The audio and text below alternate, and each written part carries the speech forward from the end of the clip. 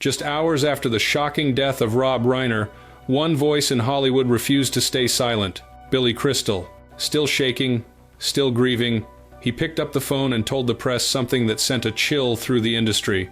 This was not random. This was not a mystery with no warning. According to Crystal, Rob Reiner had been afraid of someone inside his own family. What Billy revealed next stunned even those closest to the case. Secret changes to a will, desperate attempts to protect loved ones, and a fear Rob had carried quietly for years. This is the story Hollywood didn't want told, and the truth Billy Crystal says could no longer be buried. Billy Crystal didn't rush to the cameras for attention. He rushed because silence suddenly felt like a betrayal. For nearly 50 years, Rob Reiner wasn't just a colleague to him, he was family. They met in the 1,970 seconds on All in the Family, but what began as on-screen chemistry turned into a bond that survived divorces, failures, triumphs, and decades of Hollywood pressure. Crystal once called Rob the brother I chose, and those weren't empty words. That's why, standing outside the Brentwood home that night, Billy looked less like a celebrity and more like a man who had just lost part of himself. And as the shock settled in, one terrifying thought kept returning. Rob had feared this moment long before it happened. The night of December 14th, 2025, began like any other for Billy Crystal. He was at home with his wife Janice, winding down, when the phone rang, then rang again and again. When he finally answered, the voice on the other end was barely recognizable, shaking, struggling to form words. "Billy, something terrible has happened to Rob and Michelle." For a moment, Billy didn't understand what he was hearing. He asked the question everyone asks when reality feels impossible. "What?" The answer came in fragments: Brentwood, police, murder. The phone slipped from his hand. Janice stood frozen beside him, her face draining of color as the meaning settled in. Neither of them spoke. There was nothing to say. They drove to Brentwood in silence. The street was sealed off with yellow tape, flashing red and blue lights, reflecting off quiet houses that had no idea a line had just been crossed. When Billy stepped out of the car, witnesses later said he looked like a man who had aged decades in minutes. His shoulders slumped. His hands trembled. Silent tears ran down his face as he stared at the house where laughter once lived. He didn't speak to reporters. He didn't answer questions. He placed a small bouquet of white flowers near the fence and stood there, motionless, as if leaving would make the loss permanent. Janice held his hand tightly, grounding him as Billy fought to breathe through the weight pressing down on his chest. But grief wasn't the only thing taking hold. As the first details of the crime emerged, multiple stab wounds, no signs of forced entry shock, began to give way to something darker: confusion, unease, and then anger. Within hours, Billy Crystal made a decision that stunned Hollywood. He called Rolling Stone. His voice was unsteady, but his words were deliberate. "This wasn't a random act," he said. "Rob had been afraid, not of strangers, not of intruders, of someone close, someone he loved." Billy revealed that Rob had quietly spoken to him about unfinished legal matters, about repeatedly changing his will to protect certain family members. "He trusted me," Billy said. "He was scared, and now everything he feared has come true." When pressed further, Billy didn't soften his tone. The grief had turned sharp.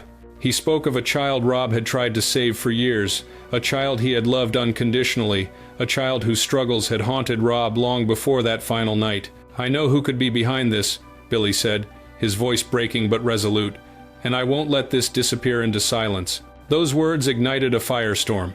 Within hours, the interview spread across the industry, reopening questions many had whispered but never dared to ask. Billy Crystal wasn't just mourning a friend, he was breaking a seal, one Rob Reiner himself had been too afraid to break while alive. And as Hollywood reeled from the accusation hanging in the air, one truth became impossible to ignore. This tragedy didn't begin on that night in Brentwood. It had been building for years, hidden behind love, fear, and a silence that was finally cracking open. For those who truly knew Rob Reiner, Billy Crystal's words did not feel reckless, they felt inevitable. Rob had spent years living with a quiet fear he rarely voiced in public. He loved his children fiercely, but one relationship weighed on him more heavily than the others. A son he had tried to protect, a son he had tried, again and again, to save. Addiction had entered that relationship long before it entered the headlines, eroding trust slowly, relentlessly, the way water wears down stone. Rob never stopped believing in love as a solution. He believed patience could heal. That support, not punishment, was the answer. He opened his home when others might have closed doors. He funded treatments. He waded through relapses that chipped away at hope but never fully destroyed it. To Rob, giving up was not an option. That belief led him to Being Charlie, a film that was never meant to be entertainment. It was a lifeline, a public act of love disguised as art. Rob thought that if he could help his son see himself clearly on screen, something might finally change. Something might finally break through. But films end. Addiction doesn't. Behind closed doors, Rob began making quiet preparations no parent ever wants to make, changing his will, protecting some children from others, confiding only in those he trusted completely. Billy Crystal was one of them. Rob wasn't paranoid. He was exhausted. He knew the difference between hope and denial, and he knew how thin the line between them had become. Still, he never stopped loving, never stopped waiting, and never stopped believing, even as fear crept into the spaces where certainty used to live. What no one outside that family could see was how long this tragedy had been unfolding, how many chances had already been given, how many warnings had gone unheard. And as the investigation moved forward, one question refused to fade. At what point does unconditional love become the very thing that allows a nightmare to happen? As Billy Crystal's words echoed across Hollywood, the story took on a weight far heavier than celebrity grief. This was no longer just about loss. It was about responsibility, silence, and what happens when private fears collide with public tragedy. Billy did not present himself as a judge. He did not claim certainty. What he did was speak from proximity, from years of conversations held far from microphones, from trust earned over decades. He made it clear that Rob Reiner had not lived in denial. Rob had seen warning signs. He had worried aloud. He had taken steps that suggested preparation rather than surprise. Those revelations forced an uncomfortable reckoning. Rob Reiner was a man who believed in redemption stories. His films were built on the idea that people could grow, heal, and return from darkness. In his own life, he tried to live by that philosophy to the very end. He believed that withdrawing love would only deepen the fall. So he stayed present. He kept doors open. He hoped longer than most people would. But hope has a cost. As investigators continued their work, Billy Crystal's grief transformed into something sharper, an insistence that Rob's legacy not be buried under confusion or quiet avoidance. He spoke not to inflame, but to prevent erasure, to make sure that the final chapter of his friend's life would not be reduced to a headline stripped of context. This didn't come out of nowhere, Billy said. Rob was afraid, and he had reasons. Those words landed heavily because they challenged a familiar narrative, the idea that tragedy must always be sudden, random, and inexplicable. Billy suggested something far more unsettling, that this ending may have been preceded by years of emotional erosion, unresolved struggle, and a family quietly stretched to its limits. Public reaction was immediate and divided. Some praised Billy for his courage, seeing his decision to speak as an act of loyalty.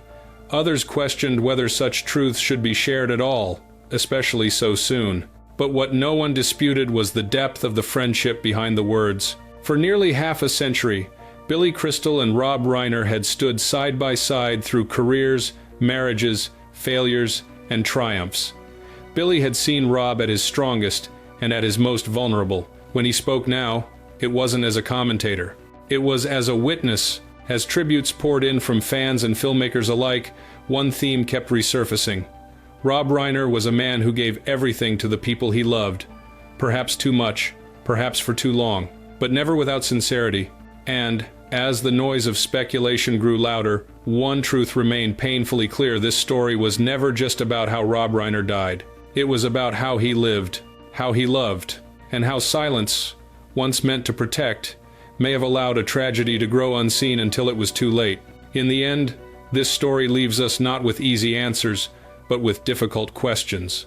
About family, about silence, about how far love can go before it becomes powerless. Rob Reiner spent his life telling stories that believed in redemption, understanding, and second chances. In his own life, he lived those beliefs to the very end, perhaps longer than anyone should have to. Billy Crystal didn't speak out to create scandal. He spoke because memory matters, because truth, even when painful, deserves to be faced rather than buried. What happened in that house in Brentwood did not begin in a single night. It unfolded quietly, over years, in spaces where fear and hope lived side by side. If this story made you pause, reflect, or question what we owe the people we love, share your thoughts in the comments. Like this video, subscribe to the channel, and stay with us as we continue telling the stories history often leaves unfinished.